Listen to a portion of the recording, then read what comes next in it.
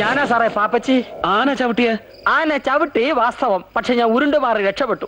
തെറിച്ചു വീണ എന്റെ ഡയറി തൊണ്ടിയായിട്ട് എടുത്ത് ചില തെണ്ടികൾ ഞാൻ ചത്തെന്ന് പറഞ്ഞു വരും. എന്നാ ആൾക്കാരെ വിഷമിപ്പിക്കാതെ വീട്ടിൽ പോയിക്കൂടെ? അതിലും ഭേദം ആനയുടെ ചോട്ടിൽ ചെന്ന് കിടക്കുന്നതാ. എടാ, ആനയേക്കാൾ ഭയങ്കരനാണ് എന്റെ അമ്മായി അച്ഛൻ. സാറിന്റെ താമസ സൗകര്യം ശരിയായി. മരിച്ചുപോയ താൻ എങ്ങനെ എന്റെ താമസക്കാര്യം ശരിയാക്കുന്നത്? ഞാൻ മരിച്ചത് ഇന്നലെയല്ലേ. ഇത് ഞാൻ മെനിഞ്ഞാന്നേ ശരിയാക്കിയതാ. സാറിന്റെ സ്റ്റാറ്റസിന് പറ്റിയൊരു വീട്, പക്ഷെ വാടക ഇത്തിരി കൂടും. 500 രൂപ, 2000 രൂപ അഡ്വാൻസ്. അത് ഞാൻ പിന്നെ മേടിച്ചോളാം. അപ്പൊ നാളെ പുഴക്കരയെ വെച്ച് കാണാം. വരട്ടെ മോനെ. അയ്യോ, 3-4 ദിവസമായില്ലേ ആ പയ്യൻ നിന്ന് അമറിലോട് അമറില്.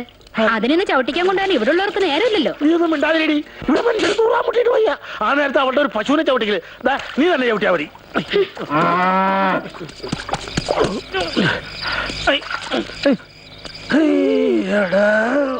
അയ്യോ